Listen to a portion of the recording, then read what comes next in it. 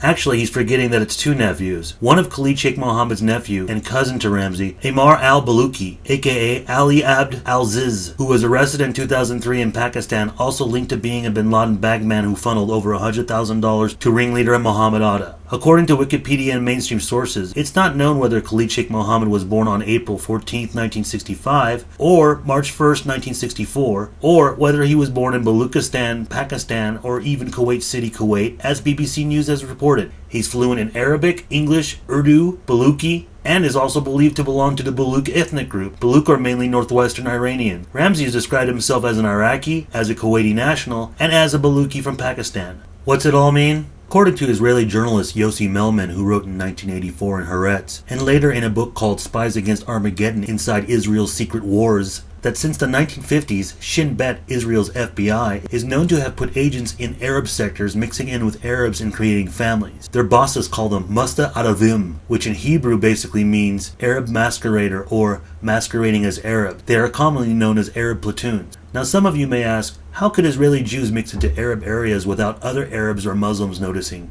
As most Americans are unaware, other than white European Jews in Israel, Israel's population also consists of Arab Jews who are dark-skinned and without fail are treated as a minority. Unlike the European Jews who harbor Israel, Arab Jews are either generations from Palestine or both neighboring Middle Eastern and African countries prior to the 1948 formation of Israel. And because it's compulsory for Israeli citizens to serve in the military, Arab Jews do work within the Israeli intelligence. This is the advantage of how Israel has perfected toppling and infiltrating neighboring Muslim and Arab nations. Don't think so? How do you think Israel has been able to topple over Egypt so many times? Check out the Lavon Affair, aka Operation Susanna, on Wikipedia. A formerly secret CIA assessment, Israel Foreign Intelligence and Security Services, from March 1979 reported that it had been a long-standing policy for Israeli intelligence to disguise Jews as Arabs. One of the established goals of the intelligence and security services is that each officer be fluent in Arabic. A 9-month intensive Arabic language course is given annually to students.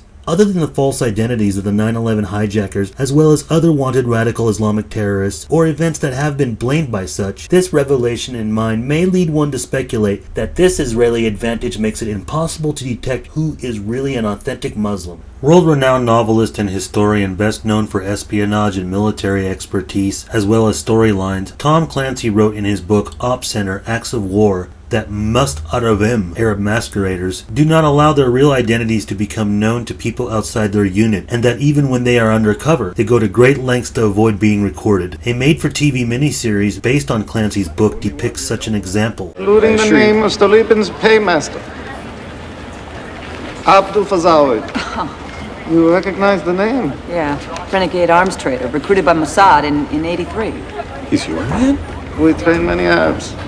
So what does this all have to do with Khalid Sheikh Mohammed and the first family of terrorism? A lot, considering what we have seen with Israel's role in 9/11. While the narrative mastermind is supposed to be Khalid Sheikh Mohammed, yet again, there's another Israeli link to the 1993 World Trade Center bombing, but through Ramzi Youssef with his original companion and possible commandant, Ahmed Ajaj, who had both landed at JFK Airport on September 2nd, 1992. As you'll recall, Ramzi Youssef was still let in the country using an Iraqi passport, while Ajaj was detained by airport security for trying to enter on a photo-substituted Swedish passport while claiming to be a member of the Swedish press, carrying bomb-making manuals, videos, and other materials on weapons explosive assembly, anti-American and anti-Israeli materials, instructions on document forgery, and 2 devices made to alter passports issued from Saudi Arabia. One of the manuals was entitled Al-Qaeda, The Basics. However, prior to all this, Ajaj was arrested in 1988 as a petty crook for counterfeiting US dollars outside a base in East Jerusalem. He was sentenced to 2.5 years in federal prison but only served 1 year. Robert L. Freeman on The Village Voice, who had sources within Israeli intelligence, reported that while Ajaj was in prison, he was recruited by the Mossad. When he had gotten out, he seemingly undergone a radical transformation. Suddenly he became a devout Muslim and an outspoken hardline nationalist, yet prior, Ajaj was never known to be involved in Intifada activities or being pro-Hamas or PLO. Friedman also stated, Youssef associate Ajaj appeared to have been recruited as a Mossad asset and deployed as an infiltrator in Islamic fundamentalist circles. Quote,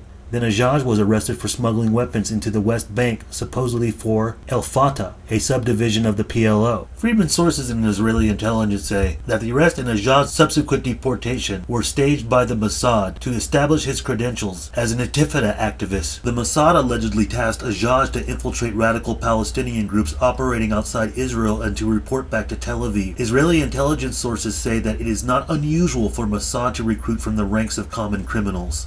After Ajaj's deportation from Israel, he showed up in Pakistan, where he turned up in the company of anti-Soviet Mujahideen rebels in Afghanistan. This in itself can point further toward Ajaj working for the Mossad, for according to the Covert Action Information Bulletin, September 1987, the funding and supply lines for the Mujahideen was not only the second largest covert operation, quote, in the CIA's history, but it was also, according to former Mossad operative Viktor Ostrovsky, writing in The Other Side of Deception, under the direction supervision of the Mossad.